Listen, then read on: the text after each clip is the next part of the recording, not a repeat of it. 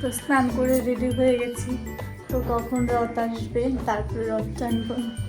এখন কিছু খাওয়া দাওয়া করবো, তারপরে রথের জন্য অপেক্ষা করব, দেখি কখন রথ আসে। তো খাওয়া দাওয়া কমপ্লিট হয়ে গেছে। তো বাচ্চাদের আওয়াজ শুনে বেরোলাম, দেখি বাচ্চারা রথ টানছে।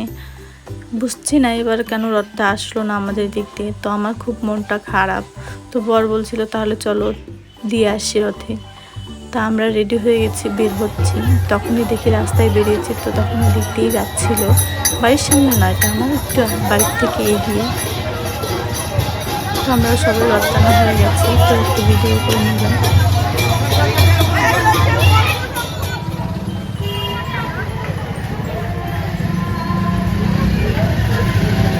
রথ দেখা হয়ে গেছে। তো আমরা মেলাতে চলে এসেছি। আমি এসেছি, বর এসেছি, মেয়ে এসেছি, আর আসছে বোন। তো বোন এসছে এখানে মাছ দিতে আমাকে। বাবা লোকাল মাছ ধরেছিল, তো লোকাল মাছটাই দিতে আসছিল।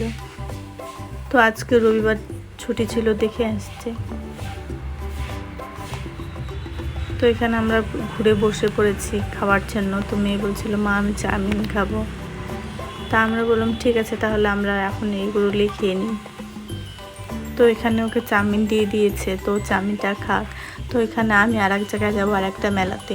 ওখানে না খেলনা পাওয়া যায় সবই, কিন্তু মাটির খেলনা ওখানে বেশিরভাগ পাওয়া যায়।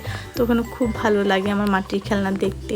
তো আগেও আমি ছোটোবেলায় খেলে এসেছি, তো আমিও চাই যে আমার মেয়েও ওটা দিয়ে খেলুক। তো এখন কিন্তু আর কেউ মাটির খেলনা দিয়ে খেলে না, কিন্তু আমার মেয়ে আমাকে বলছিল যে মা আমি মাটির খেলনা দিয়ে খেলবো। তো ওর জন্য আরও বিশেষ করে নেওয়া। বাচ্চা যদি খেলতে না চায় তাহলে তো দিয়ে লাভ নেই। মোমো চাউমিন খাওয়া হয়ে গেছে। তো এখন বাড়ির সামনে মেলাতে চলে এসেছি। তো মেয়ে এখানে বলছিল পাপা আমি বেলুন ফোটাবো। তো মেয়েকে নিয়ে একটু বেলুন ফোটানো হয়ে গেছে। তো বড় বলছিল ও তো আর পারবে না, তাহলে আমি ফোটাই।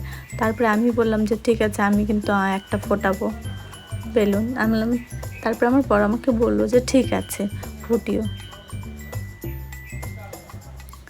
তো আমি এখানে দাঁড়িয়ে আছি, তো আমাকে দিবে, আর আমি তো হেসে হেসেই পাচ্ছি না। আর এখানে মেলাতে আমি এসেছি কেন, কারণ কি আমরা যে মাটির সব খেলনা দিয়ে খেলেছিলাম, তো এই সবই মেয়েকে মানে একটু অনুভব করাতে যাচ্ছিলাম, তার জন্য আমি এখানে এসেছি। যদি আমাদের ভিডিওটি ভালো লাগে তো লাইক সাবস্ক্রাইব কমেন্ট অবশ্যই করুন।